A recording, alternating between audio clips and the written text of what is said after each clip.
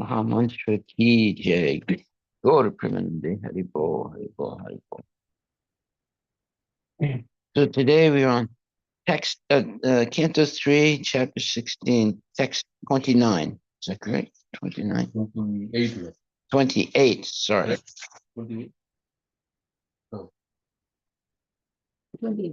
And it says, text 28. Okay.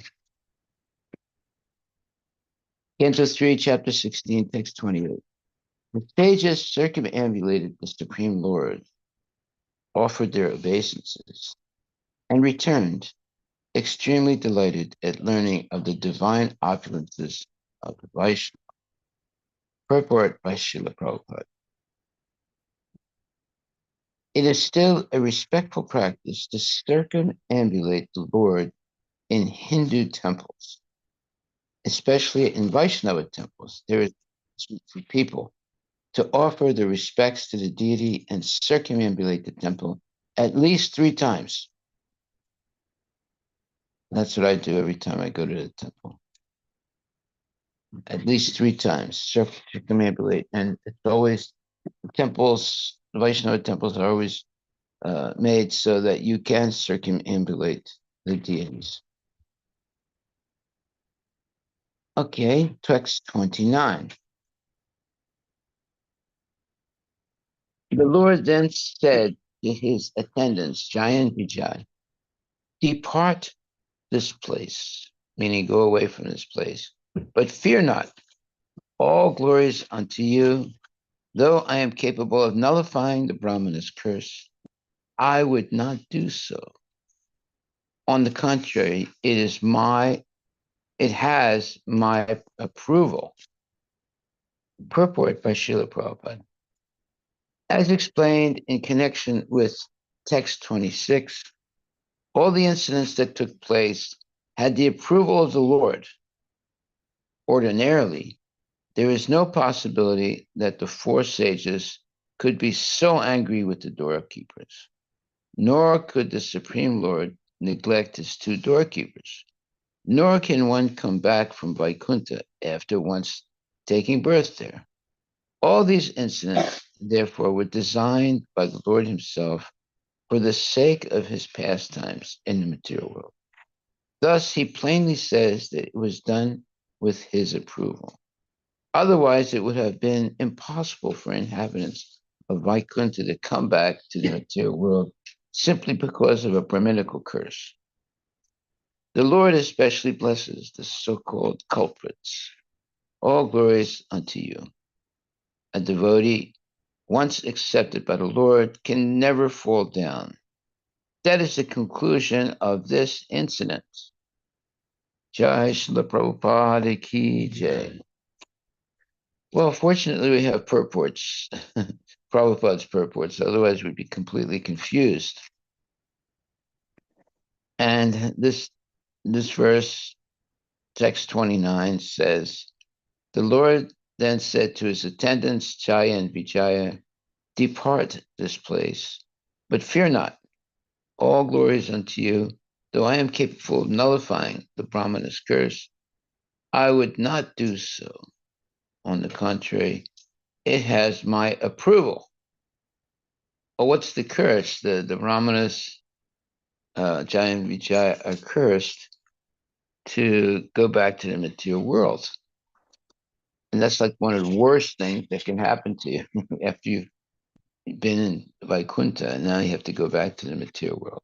But there is a plan, the Lord's plan. Okay. And that's why it says here, all these incidents, therefore, were designed by the Lord himself for the sake of his pastimes in the material world. Thus, he plainly says that it was done with his approval. Otherwise, it would have been impossible for inhabitants of Vaikuntha to come back to the material world simply because of a Brahminical curse. The Lord especially blesses the so-called culprits. All glories unto you. A devotee once accepted by the Lord can never fall down. That is the conclusion of this incident. So there's a plan of the Lord. When the Lord wants to exercise his fighting ability, he doesn't have to fight with demons. He'll uh, fight with his devotees. It's called mock fighting, and that's what's going on here. Uh, there's not the Lord is not inimical toward anyone, but sometimes he likes to fight. That's his nature, or that's his let's say that's his choice. He can do anything he wants, but if he's gonna fight, he doesn't have to fight with demons. He can kill demons very easily. Just by willing it, they'll die.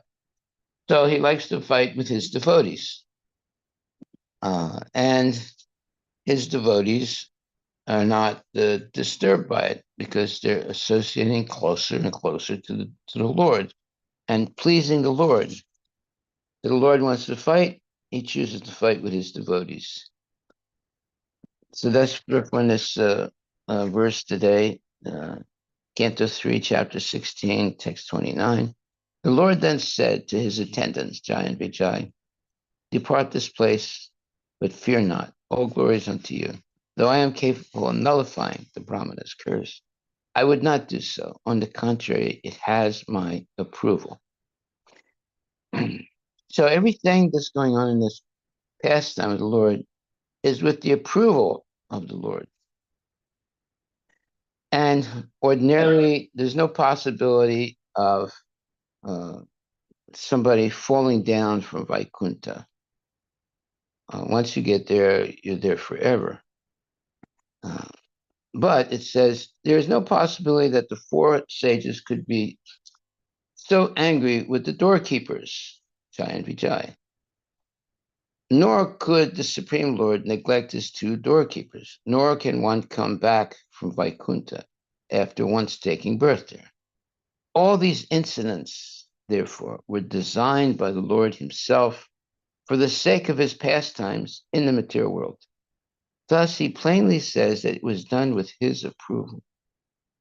Otherwise, it would have been impossible for inhabitants of Vaikuntha to come back to this material world simply because of a Brahminical curse. The Lord especially blesses the so-called culprits. All glories unto you. A devotee, once accepted by the Lord, can never fall down. That is the conclusion of this incident. So, without the purport by Srila Prabhupada, of course, we would be confused by this whole pastime. So there are people that only read the verses, never read the purports. And they will be misled by their own speculations. Therefore, we have to be very patient and go verse by verse and purport by purport in order to understand what's actually going on.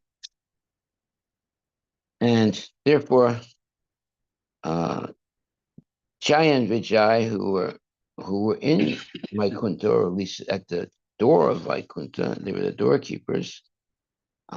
They're cursed by the Kumaras, and they have to come into the material world. So now let's continue reading and see what happens. Text number 30. This departure from Vaikuntha was foretold by Lakshmi, the goddess of fortune. She was very angry because when she left my abode and then returned, you stopped her at the gate while I was sleeping. Whoa. So text number 31. The Lord assured the two Vaikuntha inhabitants, Jai and Vijay, by practicing the mystic yoga system in anger, you will be cleansed of the sin of disobeying the Brahmanas and with a very short time return to me. So apparently the giant Vijay, the doorkeepers, not only stopped the four Kumaras, but they also stopped Lakshmi. So now the the story gets more complicated. So text 31. The Lord assured the two Vaikuntha inhabitants, Jaya and Vijay, by practicing the mystic yoga system in anger, you will be cleansed of the sin of disobeying the Brahmanas and within a very short time return to me. Well, this is interesting. It says, by practicing the mystic yoga system in anger. Well, let's see what that means. Purport by His Divine Grace, A.C. Bhaktivedanta Swami Prabhupada. The Supreme Personality of Godhead advised the two doorkeepers, Jaya and Vijaya, that by dint of bhakti yoga in anger, they would be delivered from the curses of the Brahmanas. Srila Madhva Muni remarks in this connection that by practicing bhakti yoga, one can become free from all sinful reactions. Even a Brahma sapa, or curse by a Brahmana, which cannot be overcome by any other means, can be overcome by bhakti yoga. That is a very important statement. Very, very important statement. In other words, even if a Brahmana curses a devotee,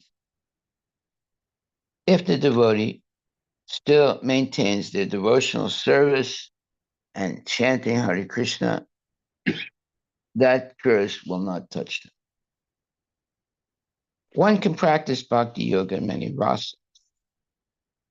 There are 12 rasas, 5 primary and 7 secondary. The 5 primary rasas constitute direct bhakti yoga, but although the 7 secondary rasas are indirect, they are also counted within the bhakti yoga if they are used in the service of the Lord. In other words, bhakti yoga is all inclusive.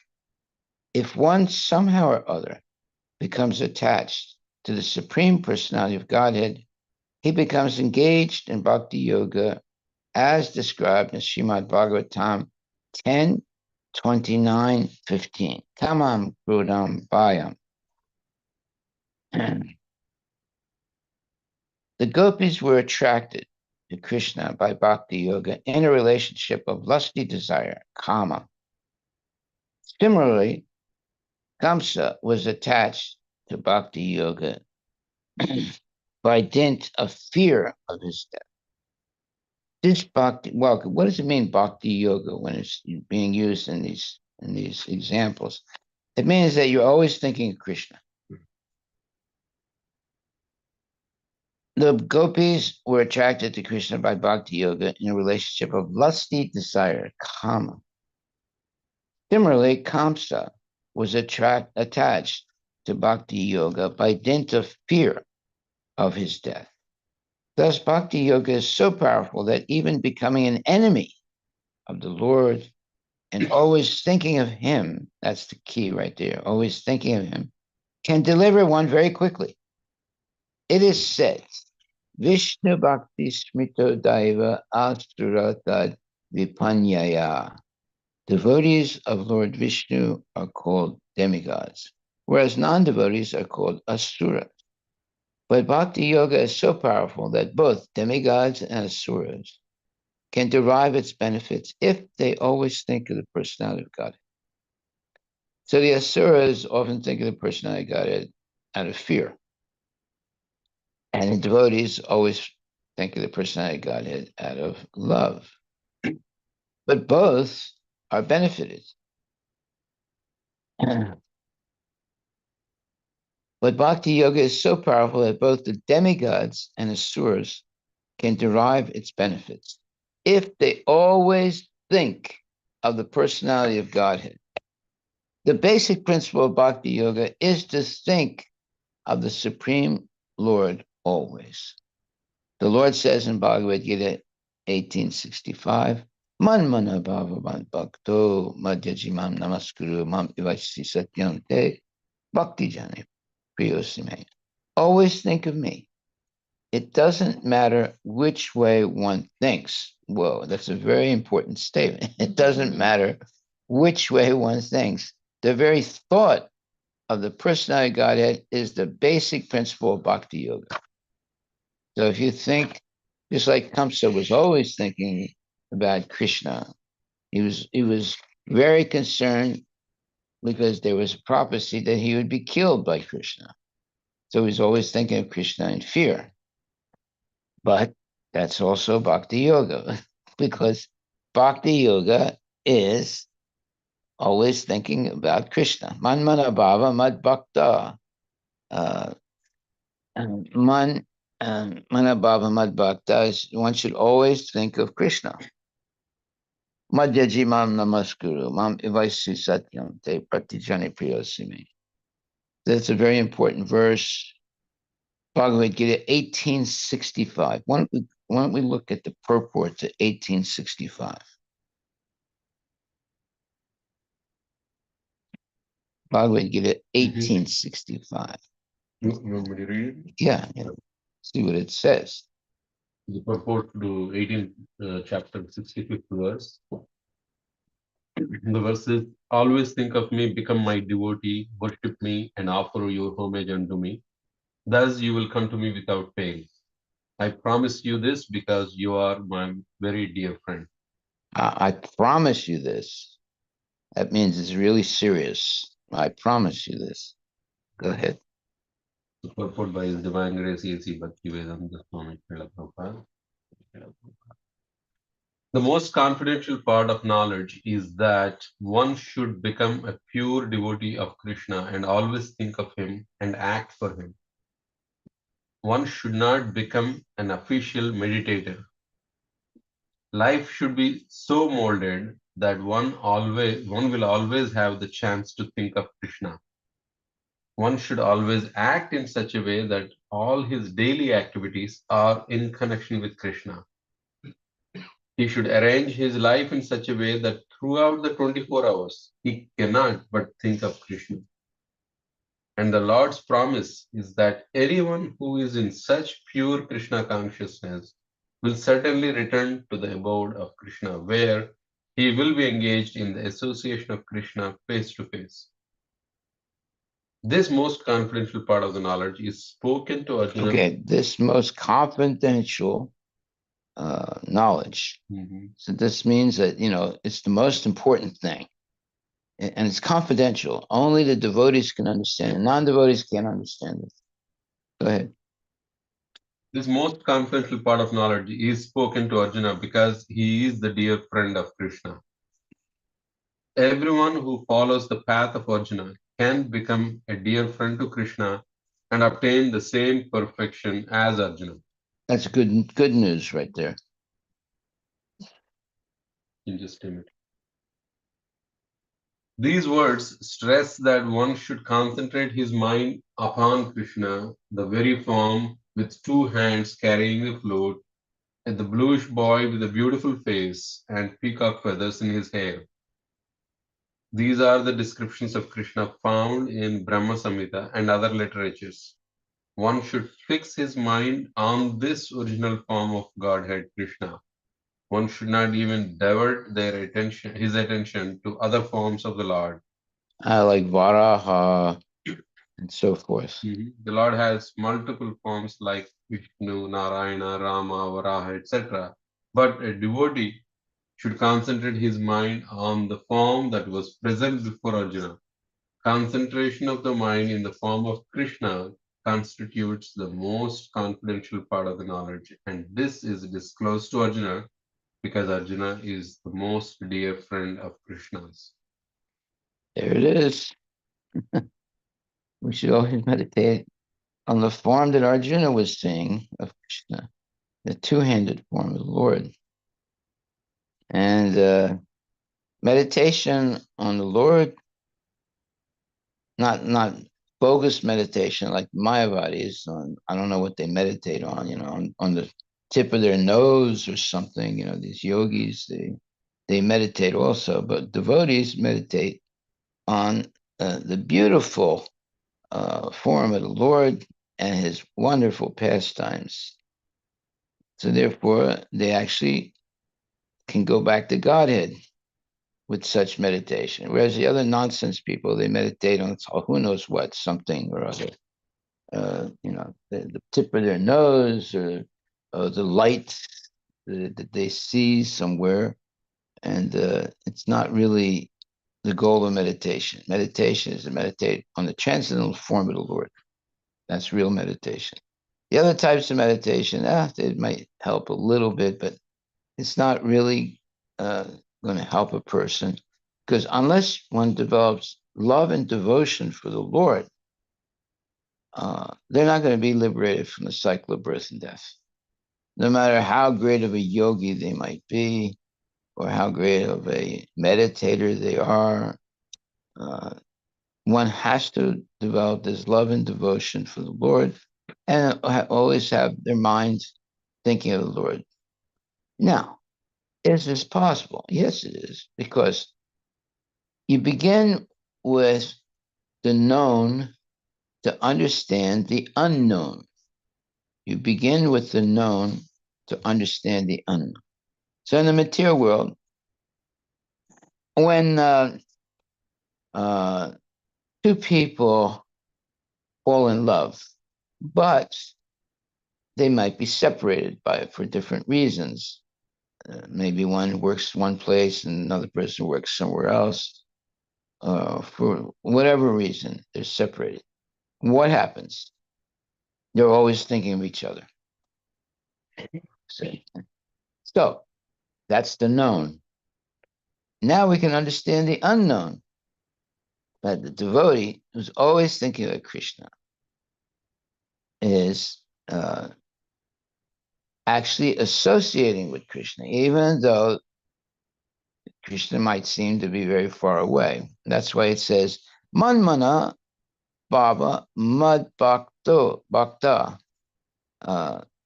Man means the mind, Manmana Baba, and that means thinking with emotion and feeling or love. Mad Bhakta, my devotee. So one is always thinking of Krishna with love and devotion. They are genuine devotee. So therefore it says, the Lord says in Bhagavad Gita 1865, Manmana Bhava Mad Bhakta, always think of me. It doesn't matter which way one thinks. Okay, that means Kamsa is thinking of Krishna fearfully, and Arjuna is thinking of Krishna with devotion and love. So it doesn't matter one or the other, uh, as long as one is thinking of Krishna. And that's what it says here. It doesn't matter which way one thinks. The very thought of the personality of Godhead is the basic principle of Bhakti Yoga. Okay. In the material planets, there are different grades of sinful activities, of which disrespecting a Brahmana or a Vaishnava is most sinful. Here it is clearly stated that one can overcome even that grave sin simply by thinking of Vishnu, not even favorably, but in anger. Either way, you think of Vishnu or Krishna with love and devotion, or you think of him with anger, you become purified because you're thinking of Krishna. So in other words, anything that comes in contact with Krishna becomes purified, or anyone that comes in contact with Krishna, one way or the other, they become purified. Just like if you accidentally put your hand in fire, you'll get burned. Right? So either you do it purposely or you do it by accident. You put your hand in fire, it'll be burned. It's absolute. In the same way, if you come in contact with Krishna accidentally or purposefully, both ways, you become purified. Okay, so in the material planets, there are different grades of sinful activities, of which disrespecting a Brahmana or a Vaishnava is the most sinful. Here, it is clearly stated that one can overcome even that grave sin simply by thinking of Vishnu, not even favorably, but in anger. So this is how powerful it is, thinking about Krishna. You can become purified whether you think of him lovingly or you think of him with anger. Thus, even if those who are not devotees always think of Vishnu, they become free from all sinful activities. So Kamsa was always thinking of Krishna, right? So when he was killed by Krishna, he went back to Godhead. Krishna consciousness is the highest form of thought. In other words, people think, oh, well, this philosophy or this philosopher, we have to discuss this to get educated and so forth. But the highest form of thought is Krishna consciousness. It's not discussing this philosopher's philosophy or that person's theory, or let's talk about the attempt of the United States to go to the moon. You can discuss those things all you want, but you're not going to get very far spiritually. But if you are discussing always the pastimes of the Lord, you're associating directly with the Lord. And at the moment of death, if you can remember the Lord, you go back to Godhead. So practice makes perfect. We should be practiced to think about Krishna 24 hours a day, so that at the moment of death, we'll think about Krishna also, because it's something we did our whole life. Just like if there's something you've done your whole life, then you become an expert at it, and it becomes part of your life. You can't avoid it anymore, or let's say not that you, but you're an expert in it. So, if you're an expert in repairing watches, so you that's something that you know how to do. It's a talent that you learn. And if you're expert at always thinking about Krishna, then there's no difficulty. Even at the moment of death, you'll think about Krishna. So we have to practice. Practice makes perfect. That should be our motto. Practice makes perfect. Let's repeat that. Practice makes perfect. Right. So we should practice always thinking of Krishna. And that's what we're trying to do by having classes. And even during the day, you can chant Hare Krishna and always remember the Lord. Not just uh, in the morning, it should be morning, afternoon, and evening. Not just even sleeping. When you're sleeping, you can think about Krishna. Okay, so it says here, thus, even if those who are not devotees always think of Vishnu, they become free from all sinful activity. Krishna consciousness is the highest form of thought. Lord Vishnu is thought of in this age by chanting Hare Krishna, Krishna Krishna, Hare Hare, Hare Rama, Rama Rama, Hare Hare. From the statements of the Bhagavatam, it appears that if one thinks of Krishna, even as an enemy, that particular qualification, thinking of Vishnu or Krishna, cleanses one of all sins.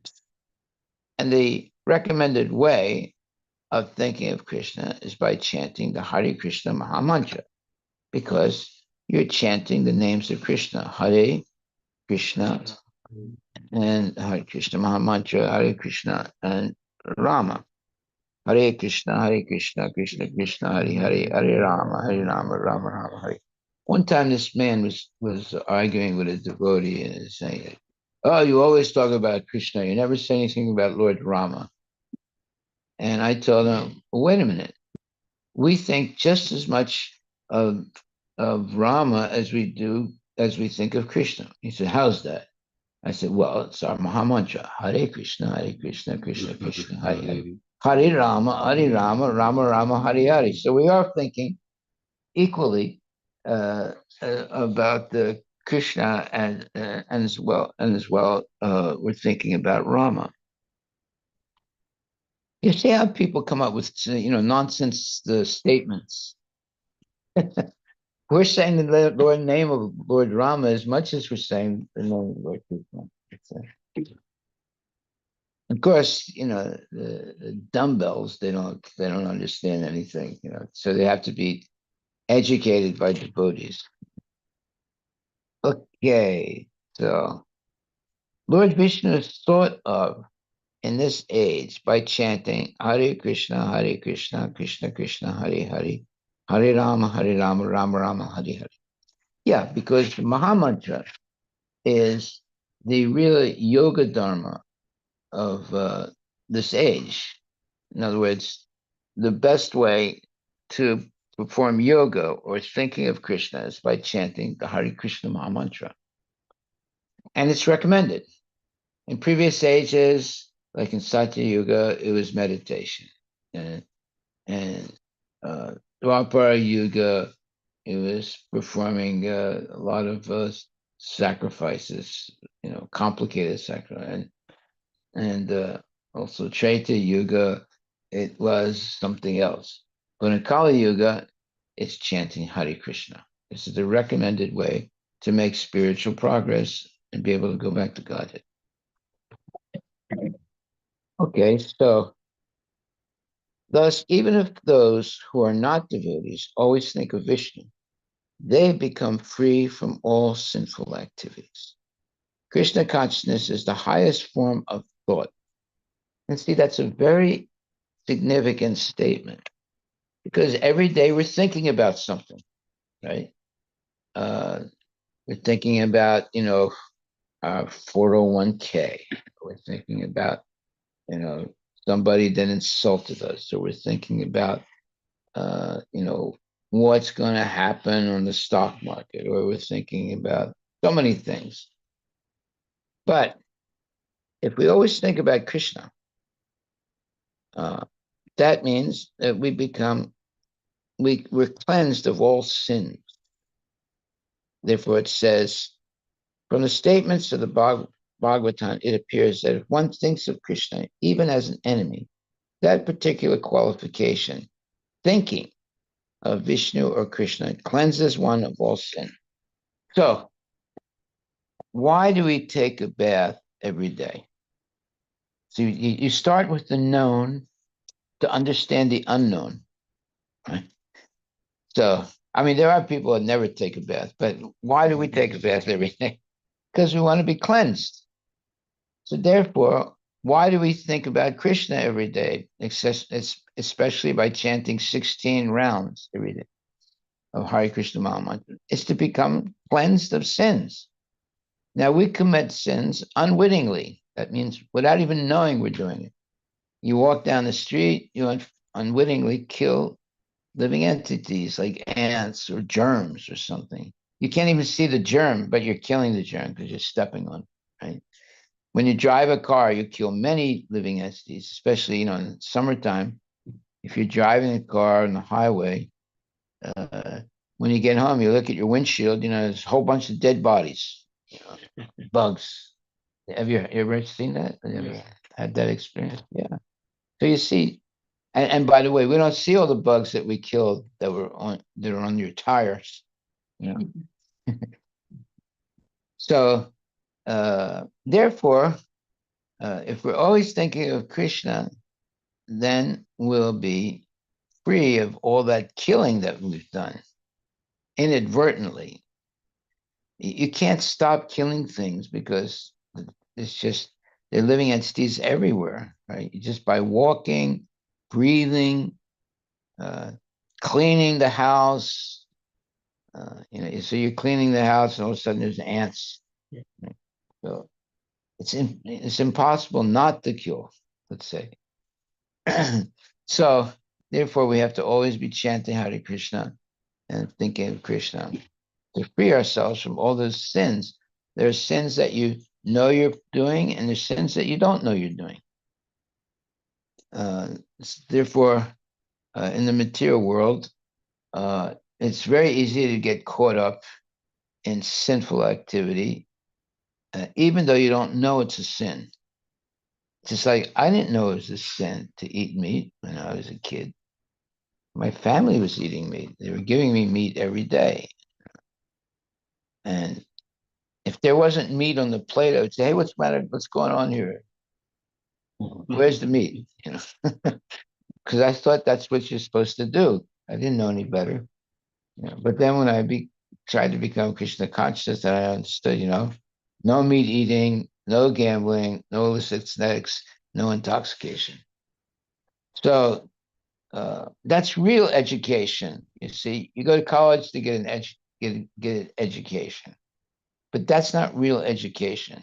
Real education is no meat eating, no gambling, no illicit sex, no intoxication. Chant Hare Krishna, eat only prasadam, hear classes given by genuine devotees, and go on Sankirtan. Now we're talking about real education.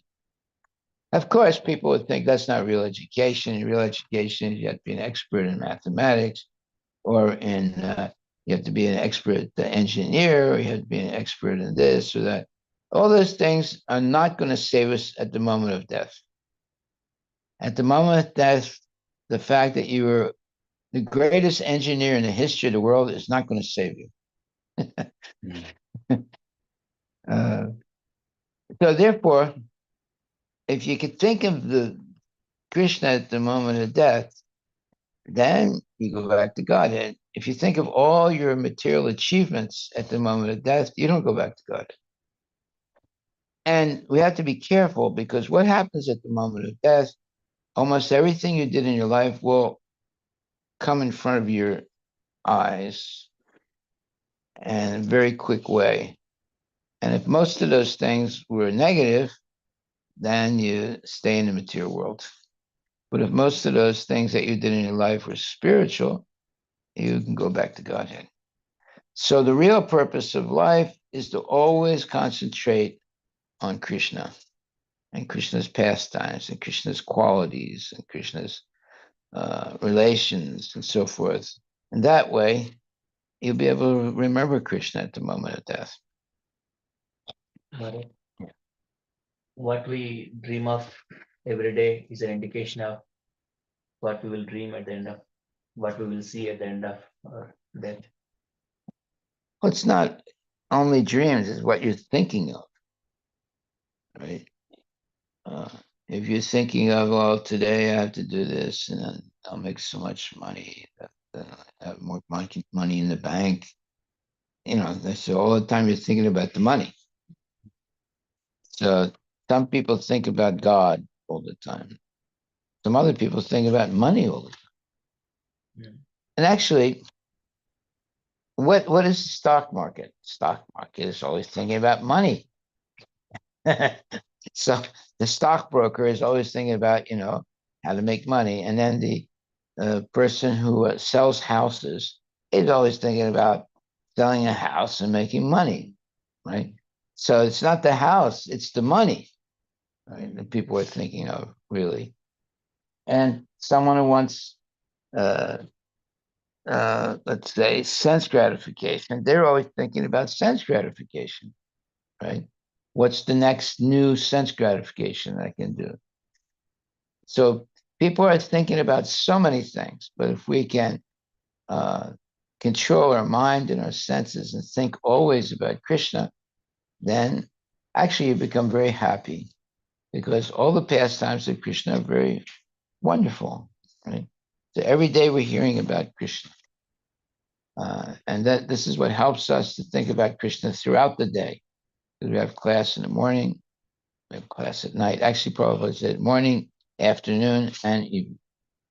So that's the best.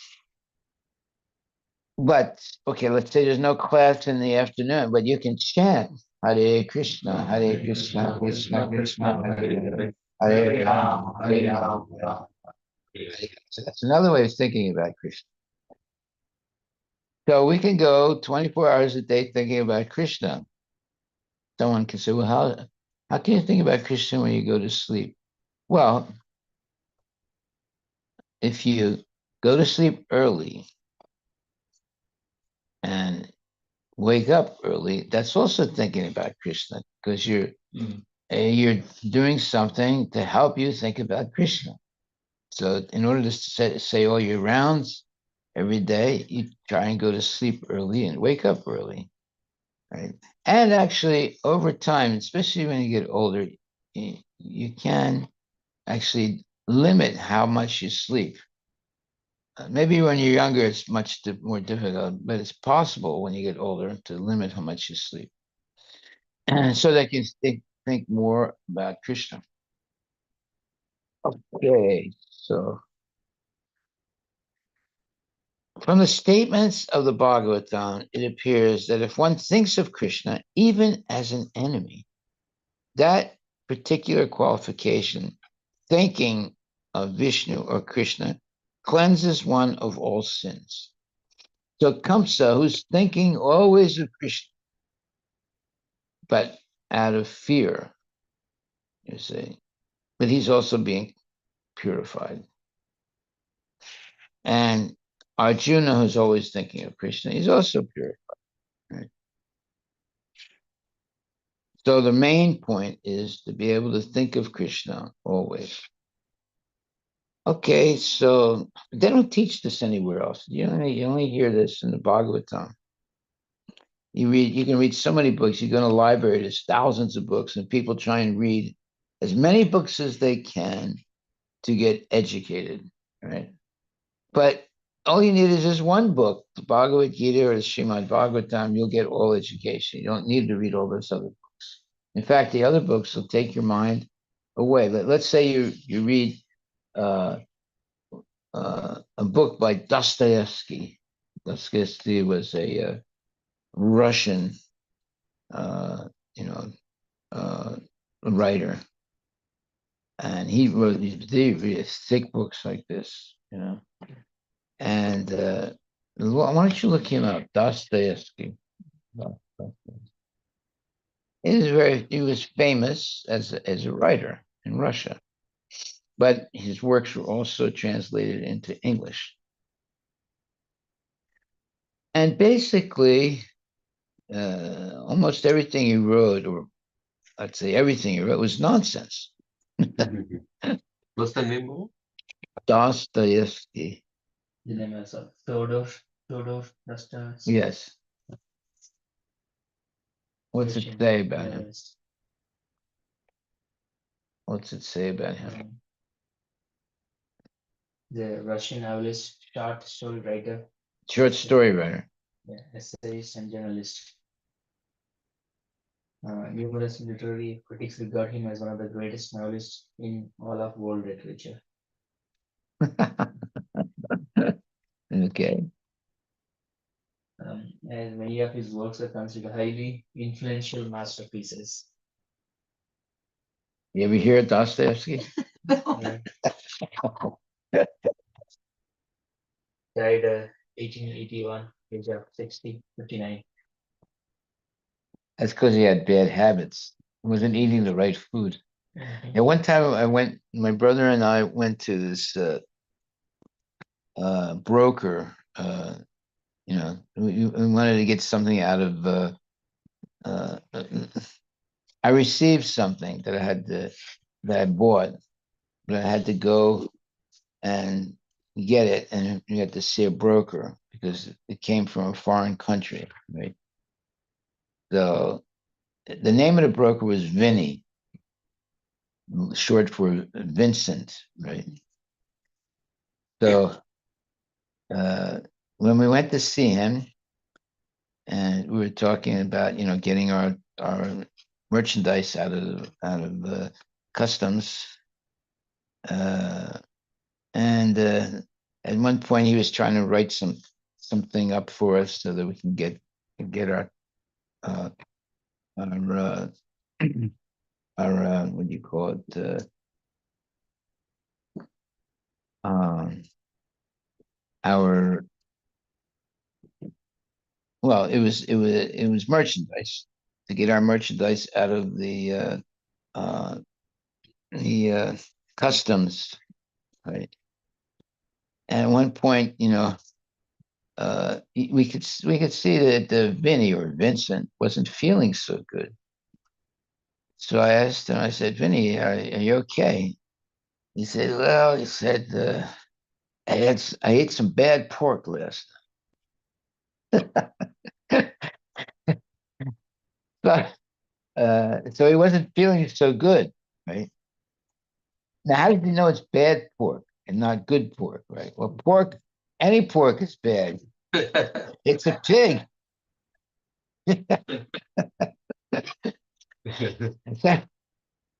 So you see, actually, these people are like comedians, right? I ate some bad pork yesterday. So my brother and I just started laughing like anything. We couldn't stop laughing because, first of all, why would anyone eat pork? A pig is like the worst of any animal. They eat dead bodies. Actually, they eat anything. So anyway, Vinny got sick because he ate bad pork. Honey bowl. Okay. So then, Hare Krishna. Here it says, Lord Vishnu is thought of in this age by chanting Hare Krishna, Krishna Krishna, Hare Hare, Hare Rama, Rama Rama, Hare Hare.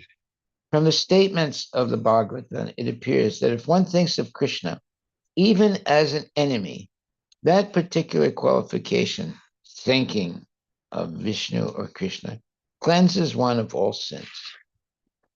So, if we bathe every day, it's to cleanse our body. And if we think of Krishna every day, it cleanses our sins. You see? So everyone is concerned about being clean, because you'll be healthier if you're clean. And that's by, brushing your teeth and taking baths and so forth. Now, in previous times, uh, people would take a bath only once a week. And the way they would do it is first the father, and they would do it in a bathtub. First, the father would get in the bathtub and he'd soap himself up. And then he'd sort of rinse, but everything was happening in the bathtub, right? And then he'd get out. And then the wife would get into the same bathtub in the same water and sort of soap themselves up. And then after that, the kids would get in one by one in the same bathtub, right? With the same water. You know, that was because they didn't want to spend money on water. They didn't. I don't know why, but that was his habit. And the last kid to get in the bathtub was, instead of getting cleansed, they were getting contaminated. And these were things that were going on. I mean, you might not realize it. Maybe you can look it up to see if you can see that. Previously, they would all bathe in the same water, starting with the father first, then the mother, and then the kids. I think these things are hard to imagine today, but that's what was going on previously because, water was an important commodity that cost money. Adage that came up also because of that, Maharaj. What's that? It's an adage proverb that says throwing the kid with the bathwater.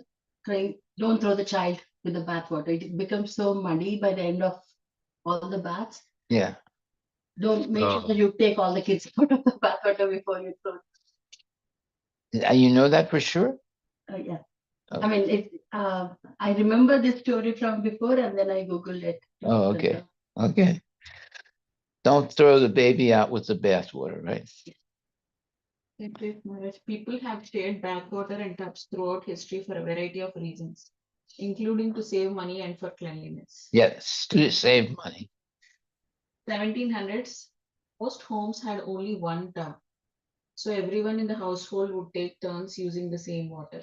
Yeah, you see, the father would go first, then the mother would go, then the oldest son or oldest daughter, and then next, and then the poor last kid, he doesn't really take a bath, he gets contaminated. The orders used typically went from the father, to older male relatives, to the wife, and finally to the children, with the baby last. Baby last. By the time the baby got in, the water was often very dead. Yeah, you see, it's very funny. You see how customary things change from age to age. There was only one bathtub, and in order not to waste water, they would bathe in the same water. And by the time you come to the baby, poor baby gets contaminated, doesn't get cleaned. Yeah. In 20th century, as indoor plumbing became more common, commercial advertising began to influence people's ideas about cleanliness, promoting daily showers or baths. However, a recent survey found that almost 20% of 35 to 44-year-olds still regularly share bath water. Here now, 20th century. wow, share the same bathwater. 20th century is 1900. Yeah, this 20%. They're still doing it. 1900s, they used to do it. Okay, yeah. Well, because Now they stop taking well. Yeah. 21st century.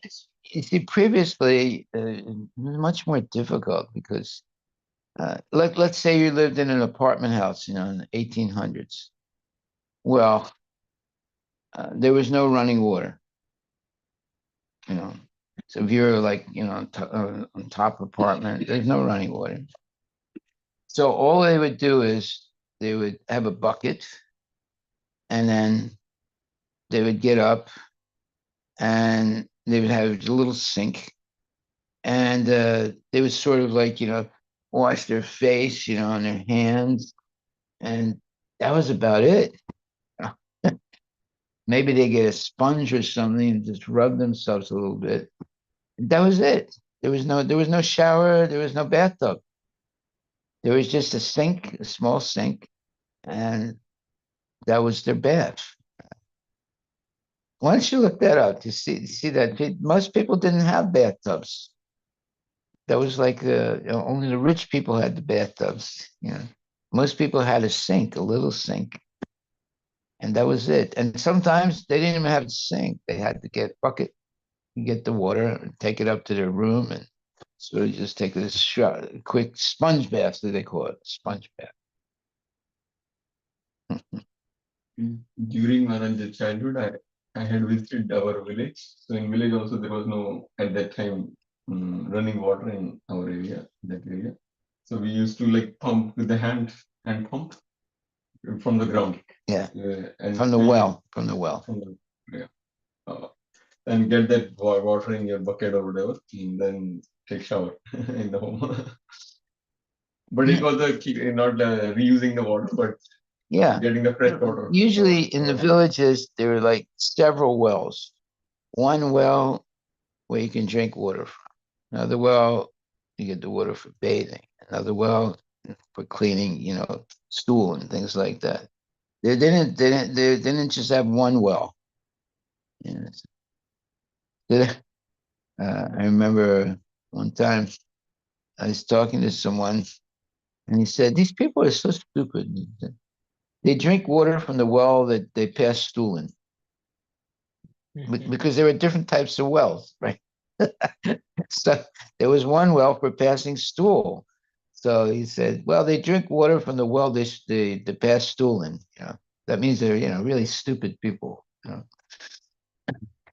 But that was the culture, because people didn't have all the amenities that we have today. Like they didn't have and they have running water. They had to, it was a little harder to be clean before. Now it's much easier. Now people have, saunas in their house and jacuzzis and this thing and that. Yeah. But in the villages, Maharaj, they were not reusing the water. Like even though there is you have to do hand pump and pull the water, but still they were taking shower with the fresh water. Yeah. Yeah. So Hare Krishna Maharaj. Actually, in my village, every household has a pond at their backyard, like Ah, a different size pond, and most women go to that pond. And the village has a one common big pond where mostly the male and little kids they go to take a bath there. And the pond is always very near to the temple. So after bathing, they will go to temple for darshan and then come to home. And it is everything happens very early in the morning, and the woman goes to the backyard pond, and we have well also.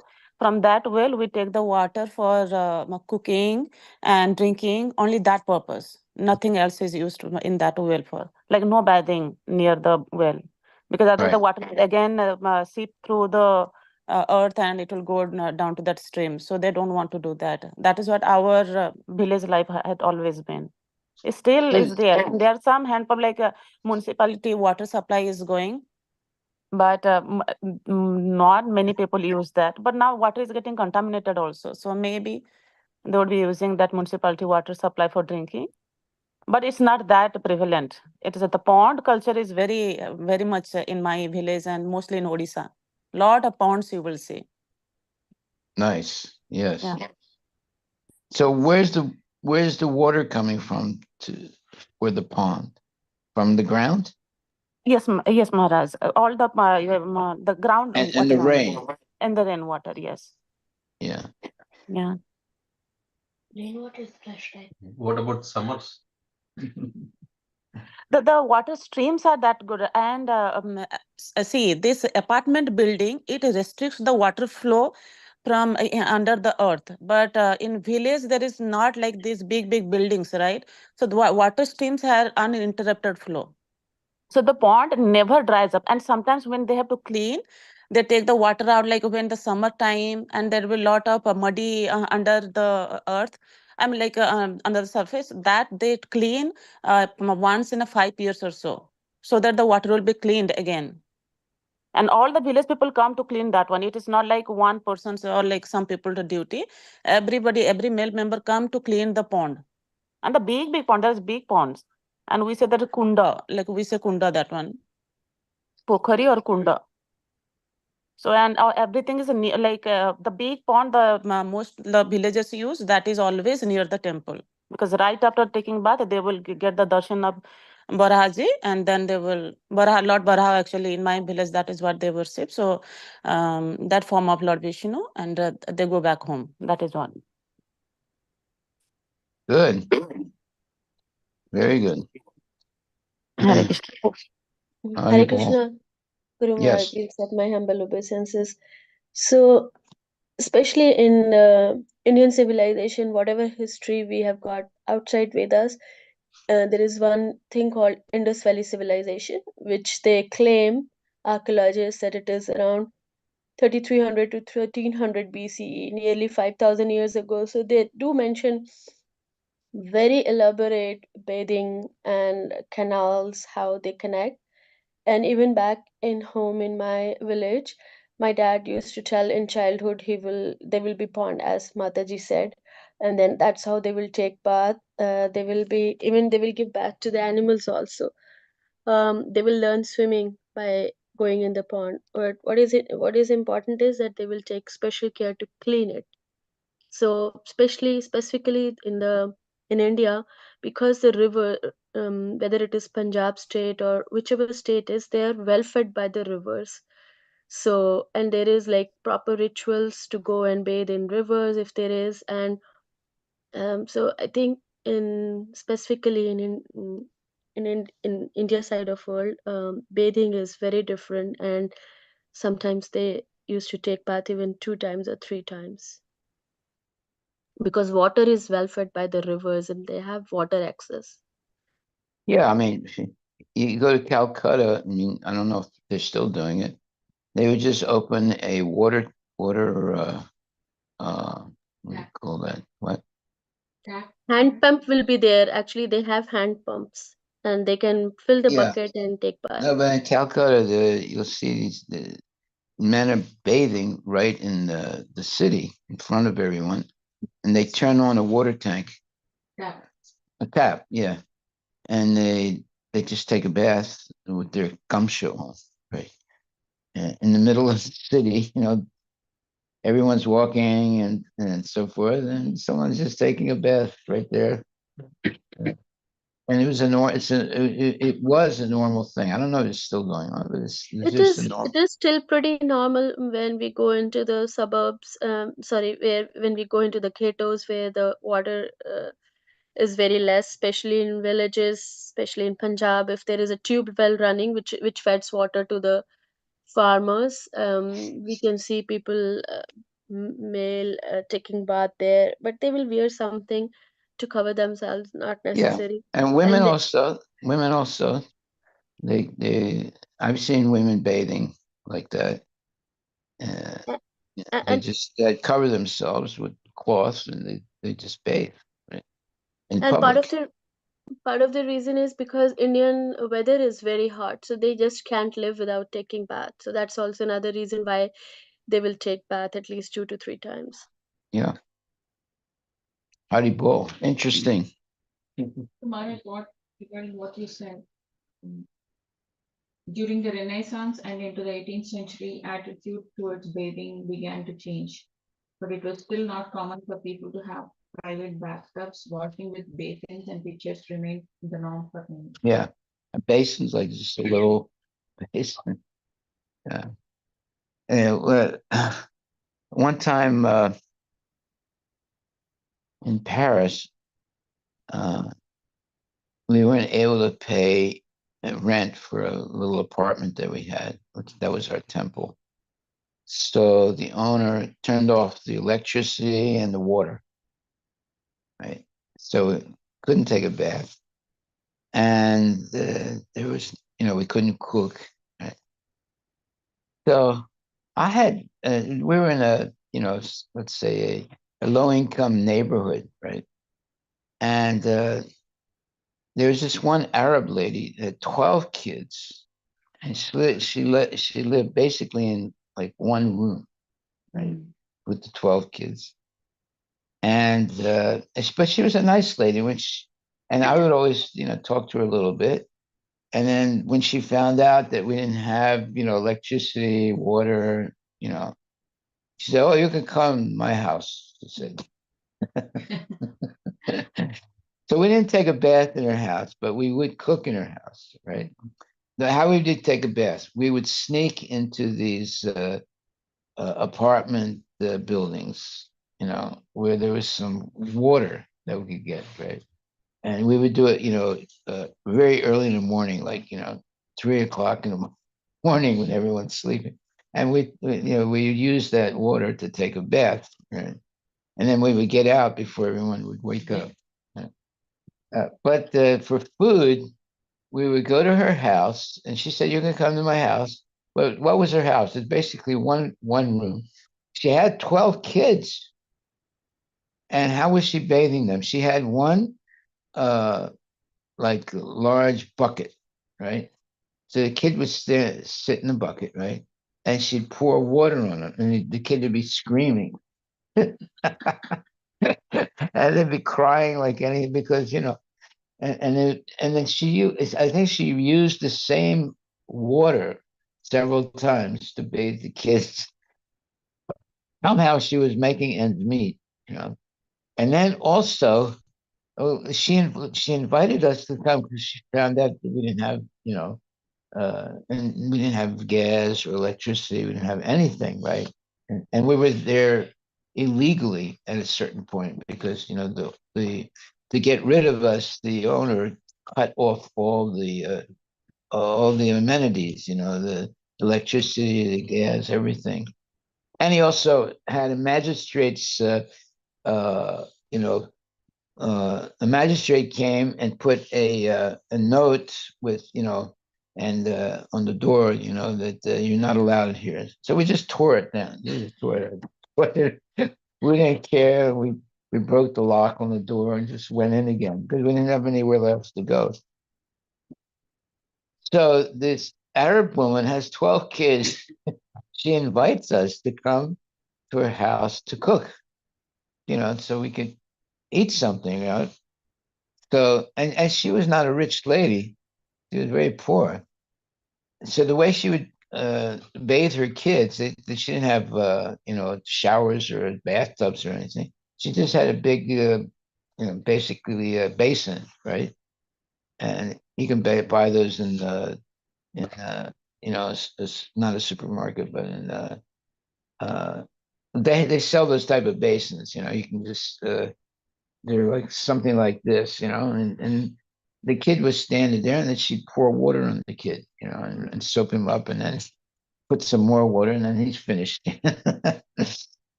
So anyway, when we would go there to her house to cook, because we didn't have, any other way to cook, and we had these little burners, you can buy, and she had a little burner also. So she was here, and we were here, like next to her. She's cooking meat on her little burner, and we're cooking for ourselves, to prashad on our thing. And then sometimes she would tell us, "Hey Krishna," she'd say, "I want you to chant your Hare Krishna." So we start doing a little kirtan, and then she'd get a towel and wrap it around her waist, right? And then she'd start doing an Arabic dance. She was a nice lady. And however, I don't know how she was making, supporting all those kids, 12 kids, but somehow or other. And she was a nice lady. And she also, let us use her, house to cook. Okay. There are a lot of interesting things that happen in France. So apparently in the 19th century and prior, some of the Westerners used to believe that bathing was downright dangerous. Whoa. They feared that if they submerged themselves in water, they risked toxins infiltrating the body through the pores. Wow. There's a real philosophy there. Yeah. That's why there are people that never take a bath. There was this one man, you can look him up, you'll see. He didn't take a bath for about 20 years. Yeah. And it was in India.